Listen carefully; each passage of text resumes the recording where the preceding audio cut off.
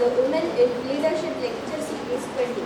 This program focuses on inspiring the young minds with experiences of women leaders. We have one such inspirational personality with us today, Dr. S.T. Aruna.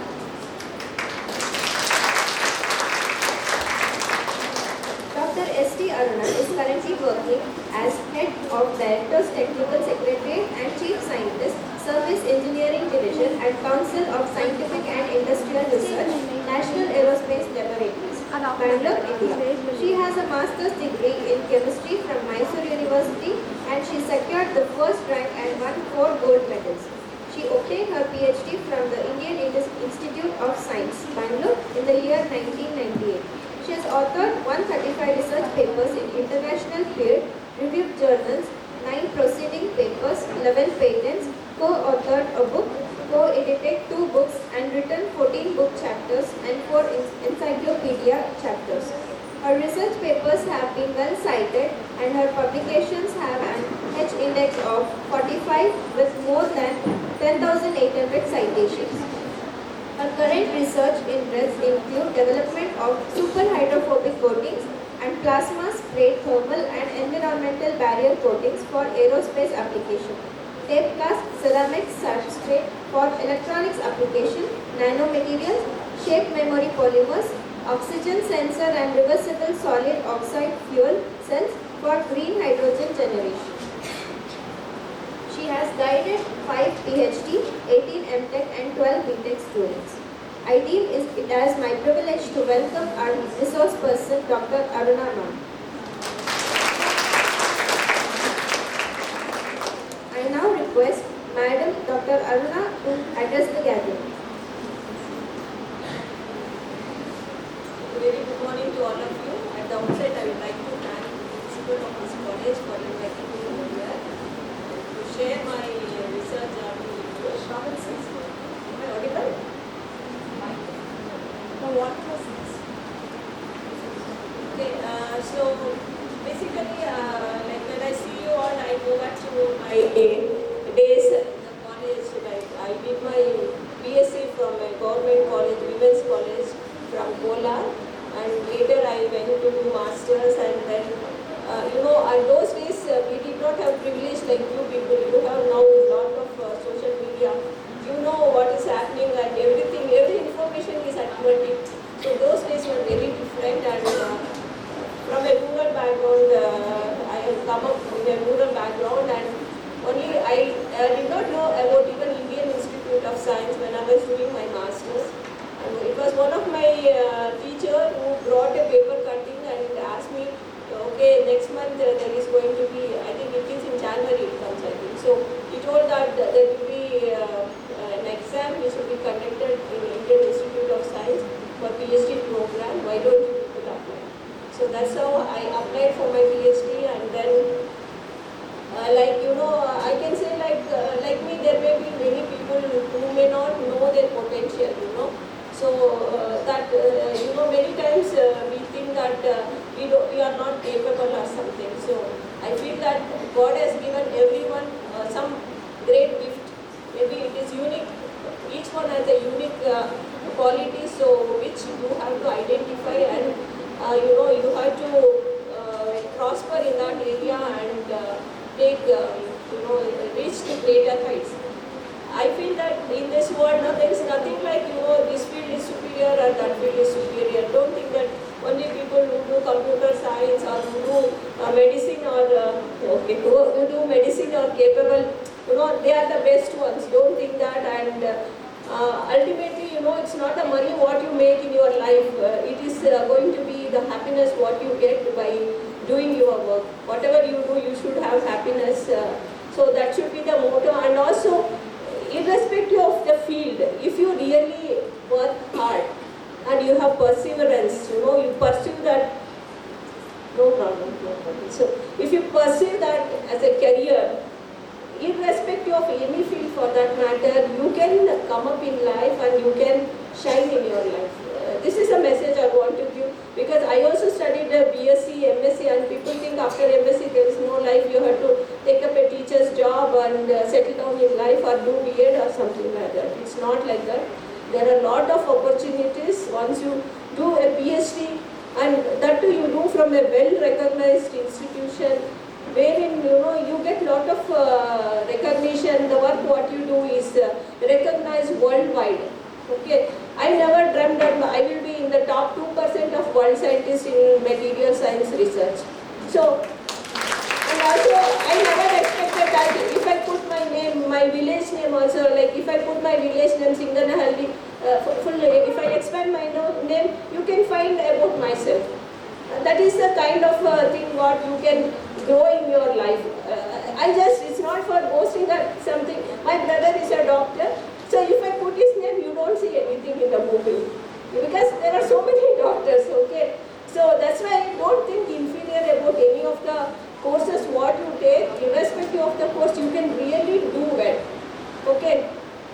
So continuing with my research, actually after I joined IASC, I was like, there is going to be, once they select a group of students, okay, for each department, they will have an orientation program.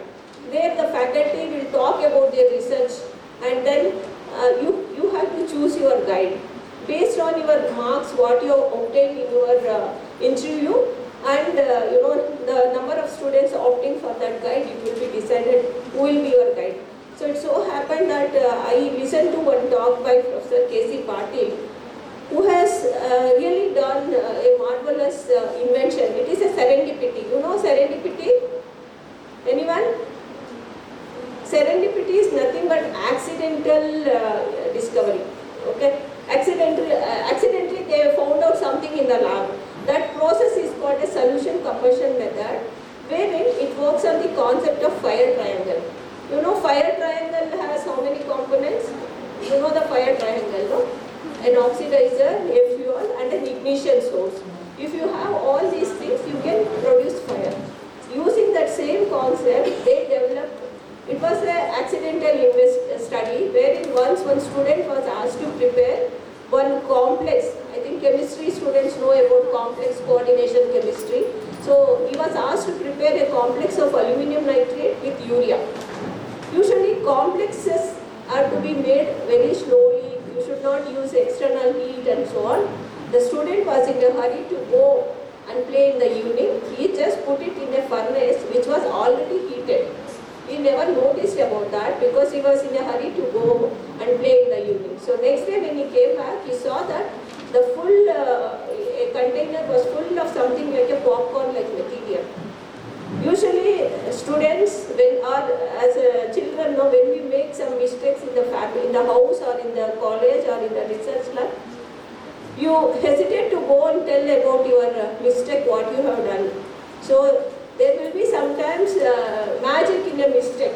It happened like it was a serendipity invention, that it was a high temperature form of alumina which is called as alpha phase, which is difficult to synthesize in the lab. It will take 3 days to synthesize that material. Here it has happened within 5 minutes. Okay, so they call that method as solution combustion method.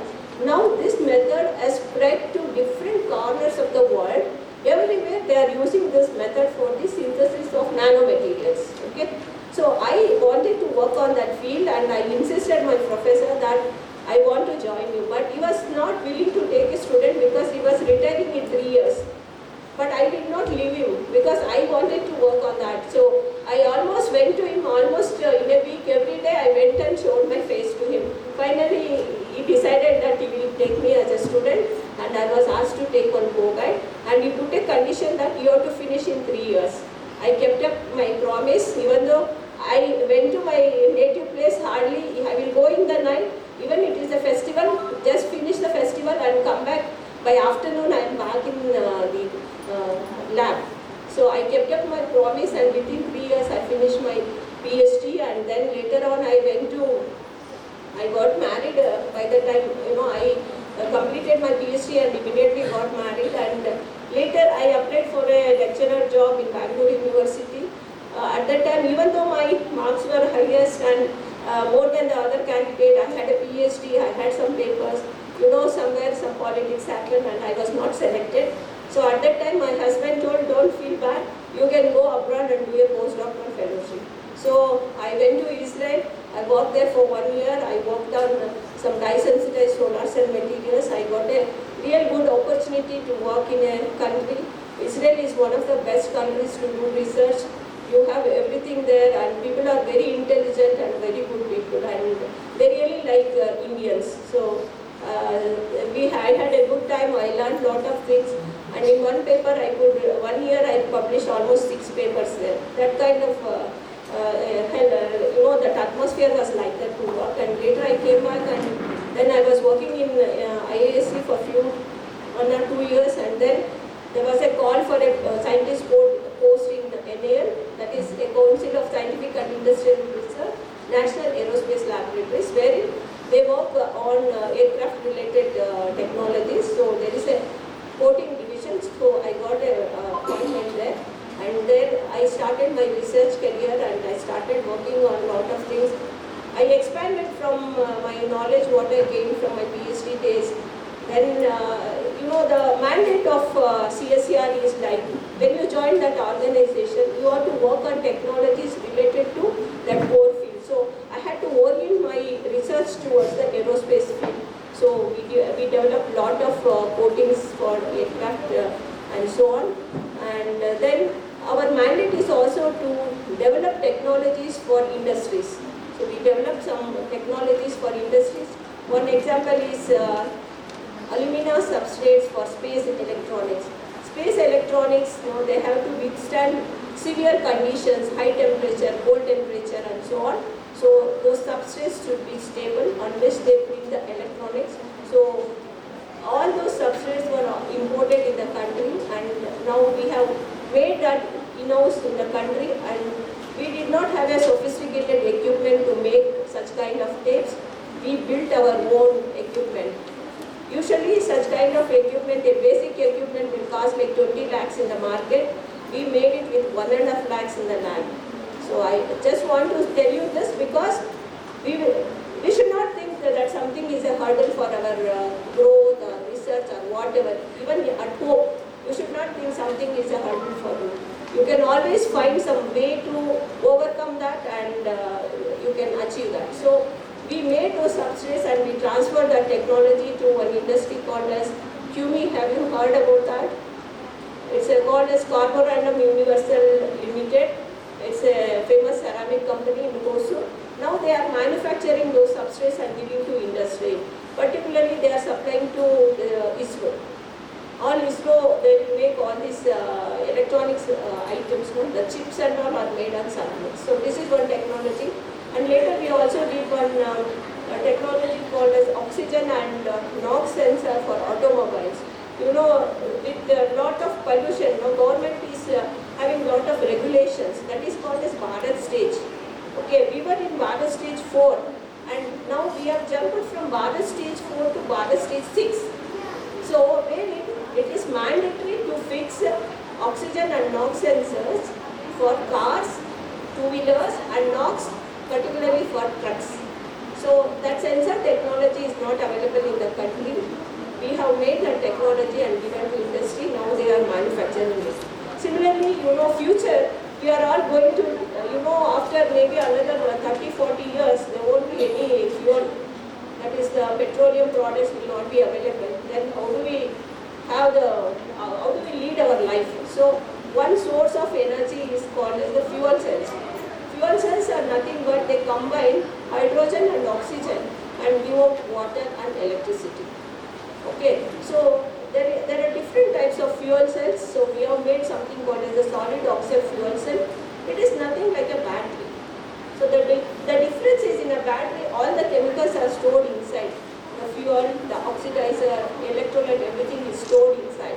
Whereas in a fuel cell, you will supply the fuel and oxidizer from outside. So, and it operates at high temperature, and all the components are solids in the solid oxide fuel cells. So we have made that technology, and the single cell technology we have given to 2 industries. So basically then you stack up these single cells and then you produce 1 kilowatt, 2 kilowatt, like that. There are still some challenges in this technology which we are addressing, and in recent years years you have heard a lot about green hydrogen. Have you heard about green hydrogen? Have you heard? No? Green hydrogen mission of India, all those things, and Prime Minister keeps on telling, no? You know, so what do you mean? Anybody can guess what is green hydrogen? A wild guess. Can you guess what is green hydrogen? Anybody? You can raise your hand. Why? Electrolysis? Using what? So basically, you know, I told that fuel cell is H2 plus O2 giving water and electricity. If you operate in the reverse mode, that is water, you provide some electricity, then water is split into hydrogen and oxygen. See, this hydrogen having lot of that power density. What you get by burning 1 kg of hydrogen is almost 10 times more than you burn 1 liter of petrol or something like that. Okay, so if you get now I told water you have to split, so you have to use electricity. So if that electricity comes from renewable energy like solar, then it is called as green hydrogen. There are different types of hydrogen. One is called as the brown hydrogen. That is, if you use carbon, that is a charcoal, then that is called as this thing. So there are different, maybe you can go back and read what are the different colors of hydrogen. Okay. So we are currently working on the reversible operation of the fuel cell, wherein you feed water and break it into water and electricity. So what I want to say is, like, if you really have passion for science, you can really do wonders. So this is about my research journey in all these years. Maybe I would like to give one small lecture on nanotechnologies inspired by nature. I think that will be better. I think. Okay.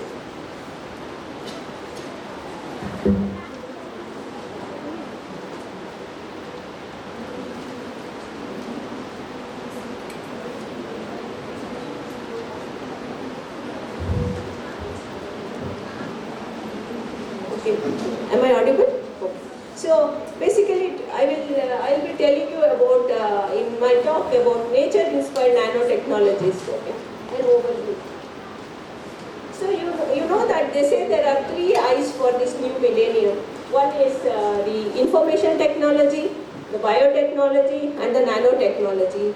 So nanotechnology is nothing but it is a gigantic world of small things, and they are expected to find new, novel and the new application in all fields of science and technology, and nanotechnology is referred to as the 21st century technology.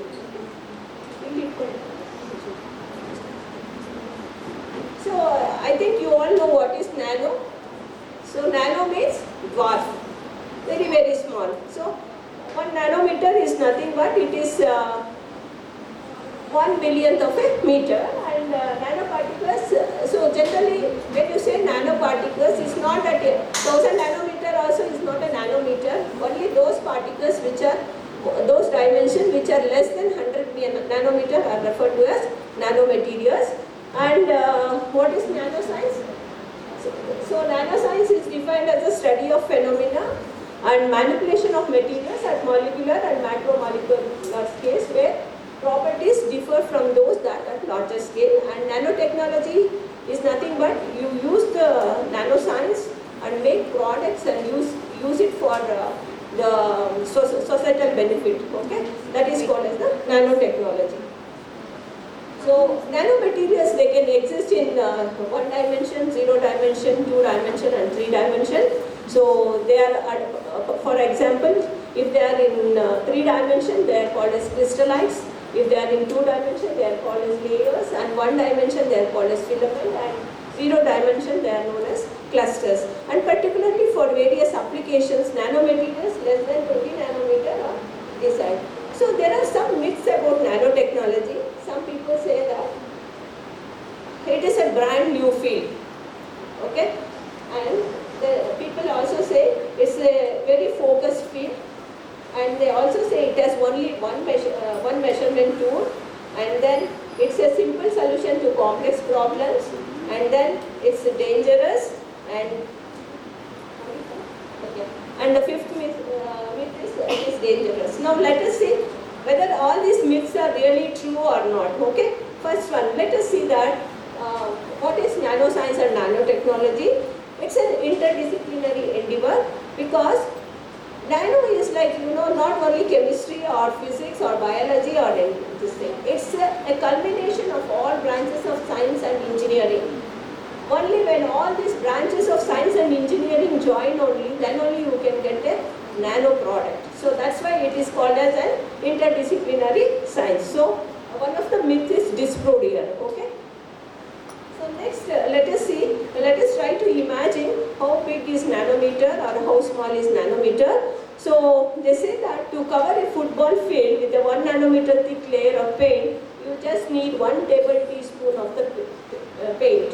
So you can imagine how small is the nano. So the whole football field, you can paint it with 1 nanometer particles. Okay. So it's very, very small. So they say that if every person were the size of a nanometer, the entire world population would be able to fit into one Hot Wheels matchbox car, as noted by Australian Academy of Sciences. So it's really very difficult to imagine the size of the nanometer. And if you see in some other scale, you can see that hydrogen atom, 0.1 nanometer, and then if you come to let's say it is 2 to 5 micrometers. Micrometer is 10 to the power of minus 6 meter. And then if you see an ant, 1 millimeter, and a small child, it's about 1 meter height. So you are able to imagine the size of the nano now? Huh? You can somewhere imagine, no, the size of it. Okay. So let us see the myth, whether nanotechnology is something new or old one. So if you look at some of the, when did nanotechnology start? If you look at some of the old Egyptian or some European countries, if you look at some of the architecture, like you can see here, Egyptians, they used ink containing nanoparticles of black pigment, and nanoparticles of lead sulfide were used by Romans to dye their hair black. And if you see some of the churches, 10th century, you can see color ceramics and stained glass, they contain some of the nanoparticles. And if you take our own country, our Ayurvedic medicine, they use gold nanoparticles. So it's not something new, it is nanotechnology is very old. So this is a very interesting paper, a journal paper, which appeared in a journal called as Molecules in 2020. And this particular paper, are you aware of journal papers? Anyone? So when researchers try to publish, like whenever we do a research, we come out with some novel work, okay, which nobody in the world has done. Okay, then it is a way of dissemination of the knowledge. We send that publication to something called as journals. Every area of research as journals. So when we send those papers, that is, you write your research article. Okay, what is there in the research in the whole world? If you take your research area, what is the available literature and what is not there? You identify the research gaps, and then you say that this is not reported, and I am publishing this work. I have done this work for the first time in the world, and like that, you will characterize your the work, and then you will say some application. Keeping some application in mind, you will do the research, and you will say that this is having lot of benefit over the other things already available in the literature. With that, you send your paper, and that paper is sent to people. They are called as reviewers, who are experts in that area. They review and give comments. The paper comes back to you. They will ask you to revise your paper, address some of the queries. They will ask you, your interpretation is wrong, your understanding is wrong. Then you revise. Like that, it gets published. So that is called as the journal paper. In one journal paper, they have taken one stained glass, and they studied that using a TEM. TEM is transmission electron microscope. So wherein you can see nanomaterials. So they found that wherever red color is there, the particles are all gold particles with shape spherical and size of 25 nanometer. And similarly, I have listed out the different colors. So wherever that color is there, silver particles has resulted in yellow, blue, orange and so on. So see, even though these glasses are there from centuries, nobody ventured to see what really is there. So it is very clear that those days people, they did not know what is nano, but they have made nanoparticles and they have used it for a different applications. So clearly we can say that nanotechnology is not new. Okay. And even there are some more instances in some of the museums. We can see that this is a 4th century AD one cup in British Museum, which is called as Lycurgus cup. Here again they have used silver and gold particles. And similarly, British Museum also contains the nanoparticle suspension prepared by Michael Faraday in 1857. Still that suspension is stable because they are all in nano, so they don't settle down. Okay, so the particle size is very, very small.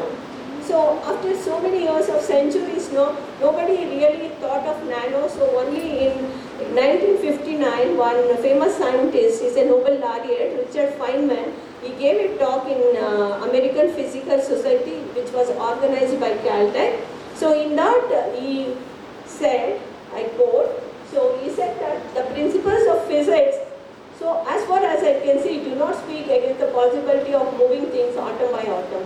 He said that in near future, we can arrange the atoms the way we want, okay, all the way down. Like that he made a prediction.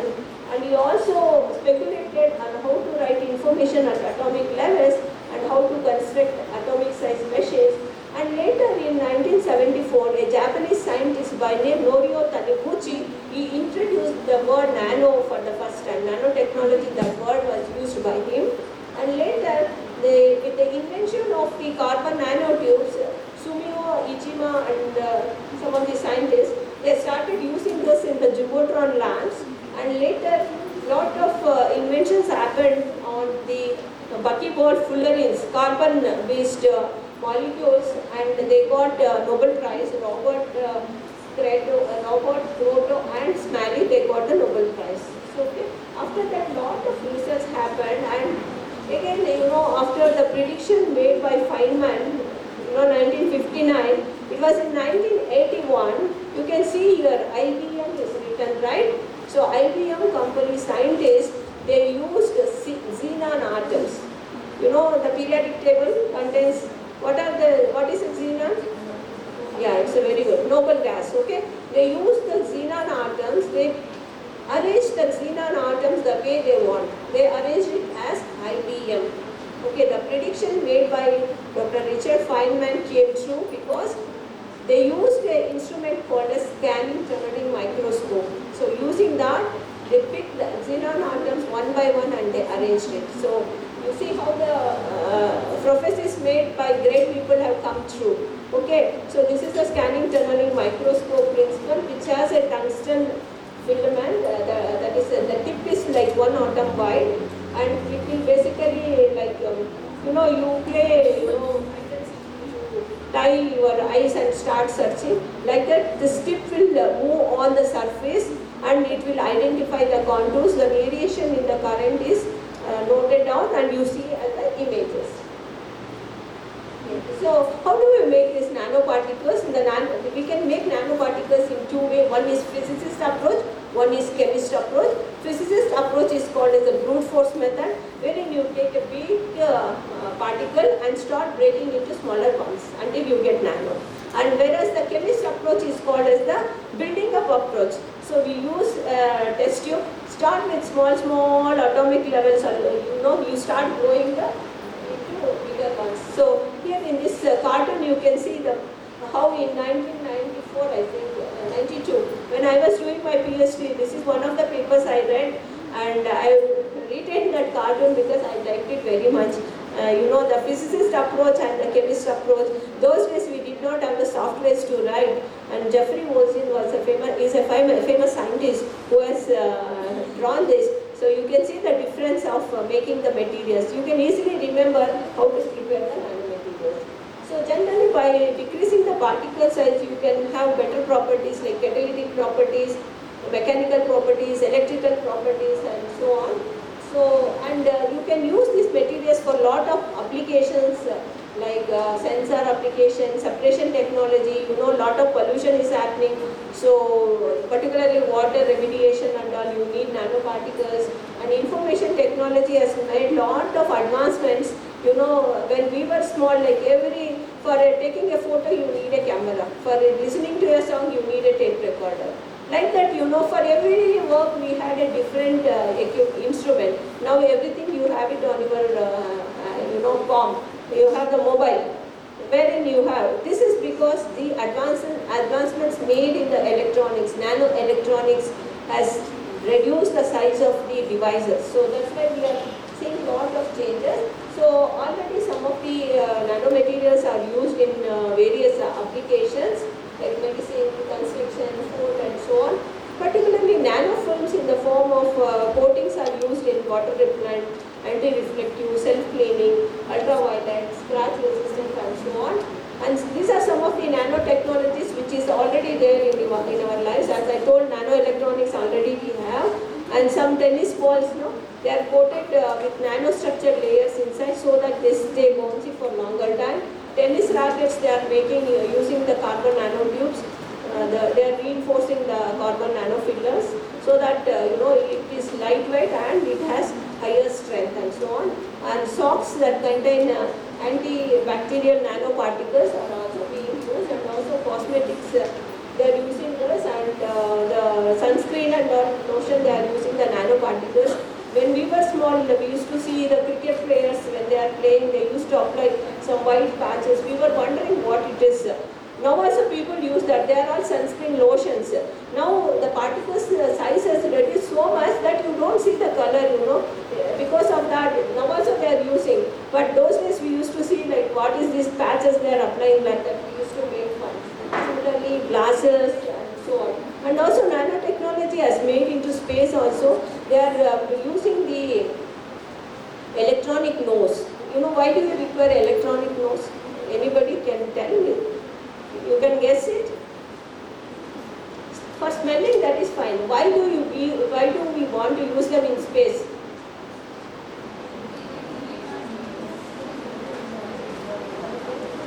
Basically, we don't, any new atmosphere you are going, we don't know what kind of chemicals are, like, toxic gases are there. We cannot venture by sending a man or someone there. Before we go there, we should know what are the gases present. So if they use a carbon nanotube based electronic nose and so on. For charge dissipation also they are using carbon nanotubes, and also silica aerogels are used for the suits and so on. So plasters, bandages, and some already I touched. And future they want to use nano coatings for hip and joint replacements and implants, and for drugs, targeted application. Instead, when we take a drug, it goes to all parts of the body. Instead of that, it will go to the exact place where it has to target. There only it will get released. Such kind of drugs are they are developing, and sensors, and so many other applications. So now I will go into one example where we have got some technology inspired by nature. So we all know that water is very precious for us. It is most essential for life.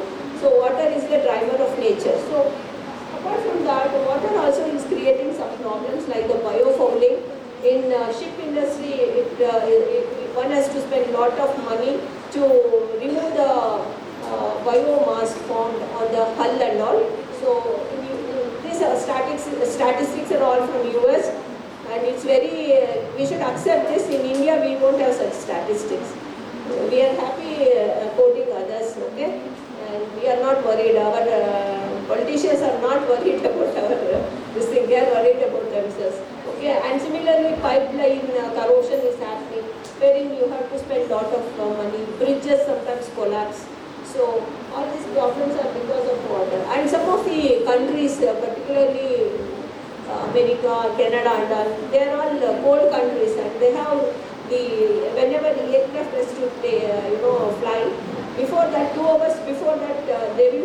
send two technicians. They will sit on, you can see that the crane is there. They will start spraying ethylene glycol on that to remove the ice which is formed. Otherwise the aeroplane cannot fly because the drag increases. So, and also even power lines, the cables and all will fall down, and they have to spend a lot of money to overcome this. So, to solve all these problems, can we look into the nature and get some ideas? So here, nature is an expert in making nanoscale structures, and we have always looked at nature. And here are some of the examples, I'm going to look at. This is one example I want to quote. The Velcro, which we use very happily now. How did it happen? When George Mistral was there, a scientist, he was taking his dog for walk every day. Okay, after coming back from the walk, he used to see something like, the black dots which are sticking to that. So we will just remove it and throw. We will never think what it is, why it is, and all. So we took that and put it under a microscope. And when we put it under a microscope, you can see that something on the corner. It's a hook like that and one thread, something like that. So from that, and we found that it is easy to remove those things from the fur. So that's why then we designed this Velcro, which we are all enjoying. Similarly, people have used shark skin to make swimsuits. And here is a picture where a lot of products have been developed inspired by nature. Due to lack of time, I am not going to the details. Now, for the problem of water, can you think of some solutions? Here you are seeing that some of the nature, some of the things, they are not, water is not sticking to them. So let us see that. So this is called as a lotus leaf effect. So we all know that lotus is our national flower, and we see lotus in and around. And again, an irony that we never have curiosity to see why and what, and we don't have the nature of asking questions. So here there was a Swedish, I think the Swedish scientist William Berthelot. He took the lotus leaf and put it under the microscope. And in the microscope, we saw that you can see in the corner that bumps like that, and each bump had small, tiny things which were all nano size, and the other things were micron size. And this study clearly showed that the contact angle was 161 degrees and the sliding angle was 2 degrees, and it had 10 micron rough structures and 100 nanometer fine structure. And also he found that on that there was a vaccine-like substance, which is a low surface energy material. So he said that in order to create such surfaces in the laboratory, what you have to have is, you should have a dual scale roughness, micron and nano size roughness, and also a low surface energy material. So with that, people have started working on that. And this is a real lotus leaf. You can see that is a lotus leaf, and when you drop a water drop on that, and if you sprinkle some dust on that, the water drop will collect all the dust and throw. The lotus leaf is known for purity. Even though it stays in the muddy pond, it will always remain clean. Okay, so the reason is, you can see this is written schematically. It is having nano micro roughness, so that's why it collects the dust. Whereas if you have a smooth surface, it cannot carry the dust particles with that. So basically, surfaces are classified as hydrophilic, hydrophobic, and super hydrophobic. When the water contact angle is greater than 150, it is called as super hydrophobic. So lotus leaf is having such kind of roughness. So wherein the water, there will be the air is trapped between the cavities, that is lifting the water drop. And also it is having a low surface energy. So these surfaces are also called as fakir surfaces. You have seen some of the fakirs sitting on nails. Okay. Similarly, the water drop will sit on a super hydrophobic surface. So such surfaces can be used in high-tech applications and commodity applications, even for aircraft and ships and so on. You can use it.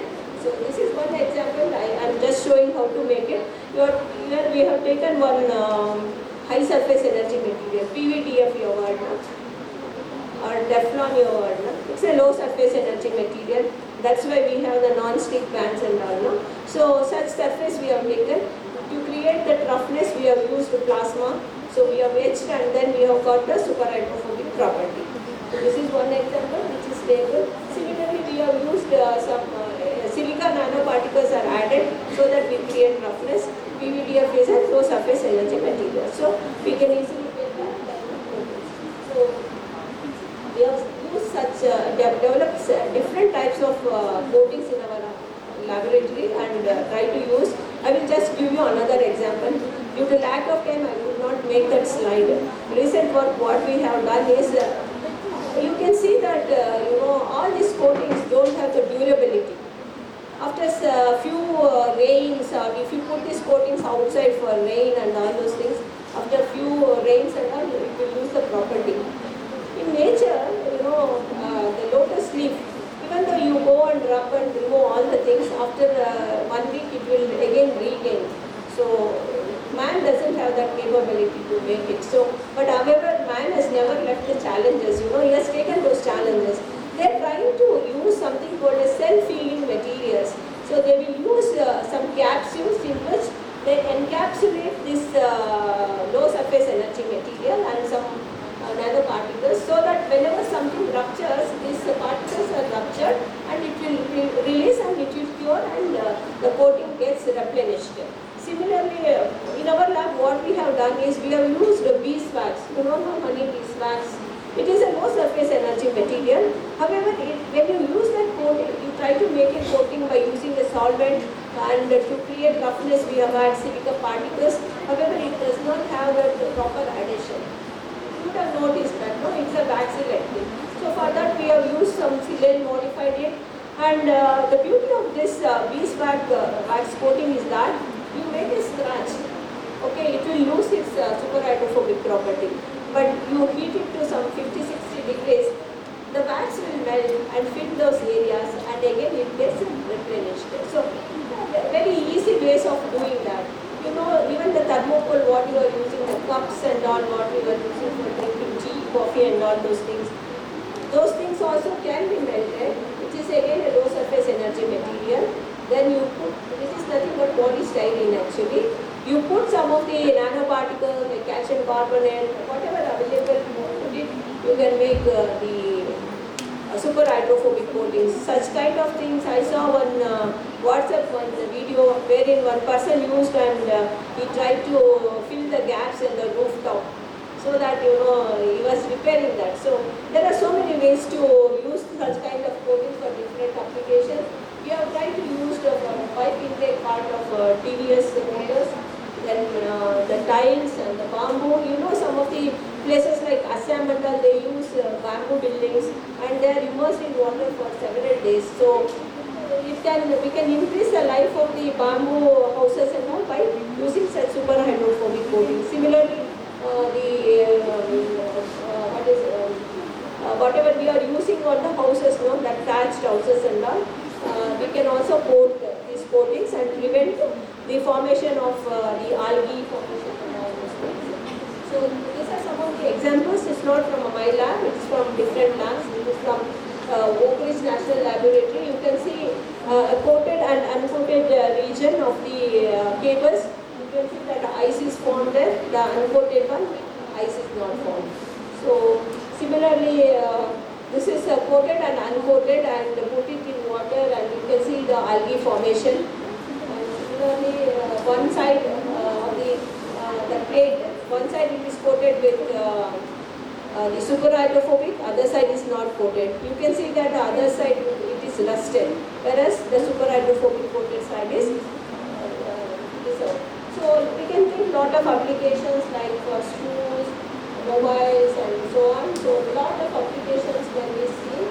So they are using this nanomaterials even for aircraft for protection against lightning strikes. We are using carbon nanotubes to use them. And here is another one. Just I'm showing you the touch me not plant, wherein it remembers its form and regains. Similarly, scientists we have made some.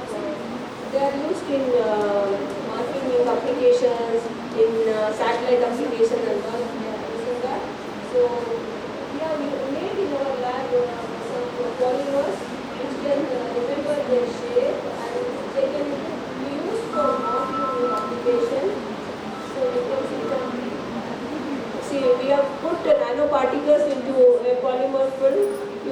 when we apply a voltage, it can remember its old shape and it can go back. So particularly in future aircraft, they want to make aircrafts wherein there's no need for the wing to be open all the time. Whenever it wants, it can open by applying some voltage. So here again we have used nanoparticles. So there are several challenges to nanotechnology.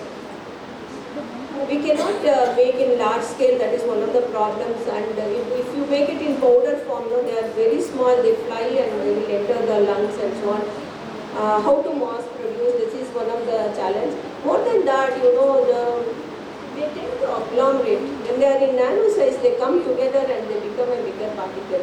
So for that, people are trying to modify that by coating with some polymer materials and so on. And also scaling up is a big challenge. So still there are a lot of challenges to conquer the nano field. So I would like to end, like nanotechnologies is changing our lives.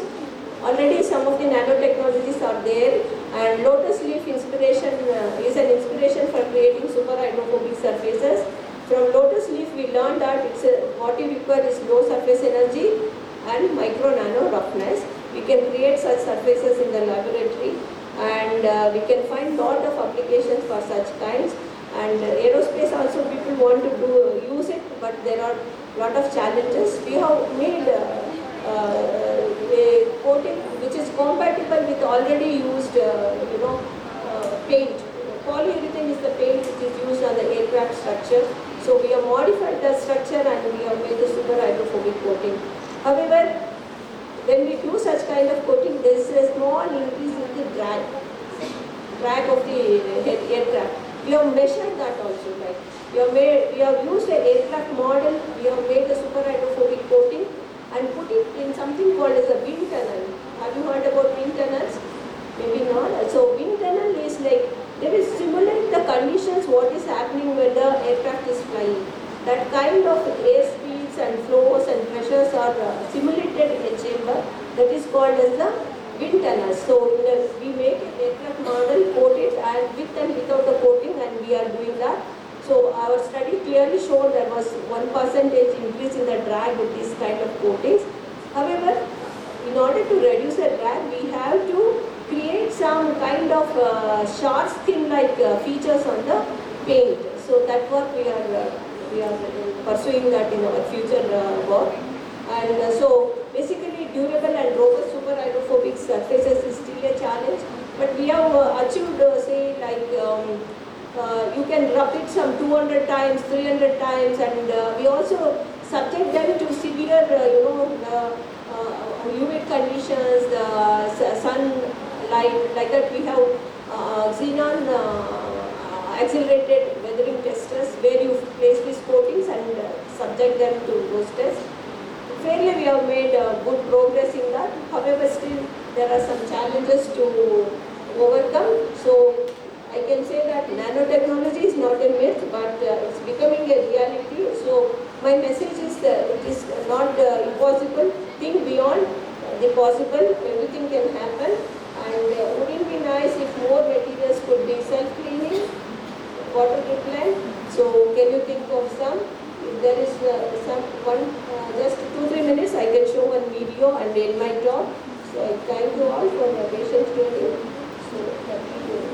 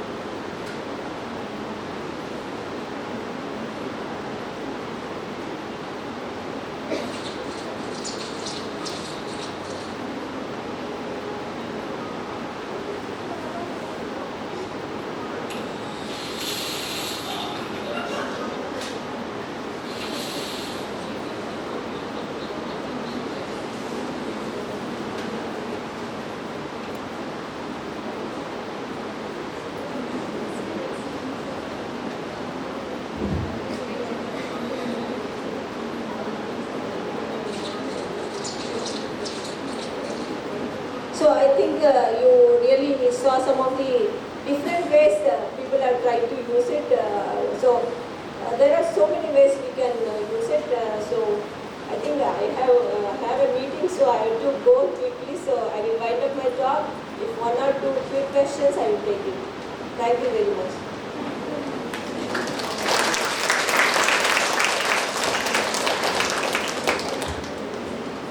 Session is open for the interaction. Any questions, please you can ask. Ma'am, the effect that you showed no one, like the way it just spilled without even staining. So does that effect has a lifespan or is it permanent? So there are some coatings which you can wash maybe 20 times in a washing machine. Such experiments have been done. Okay.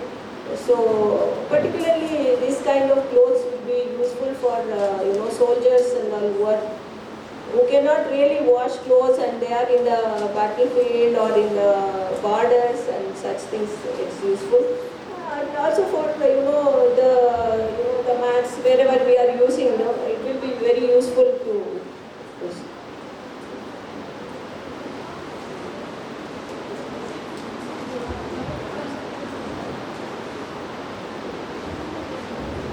What made you choose nanotechnology for your research? Because actually when I started, as I told, I attended one talk by Professor Jason.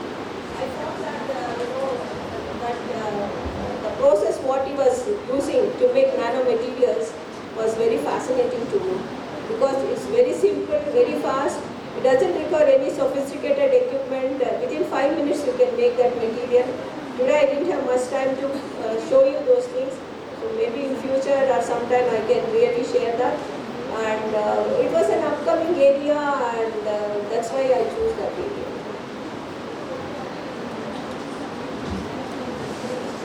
Is it nanotechnology hazardous? Hazardous?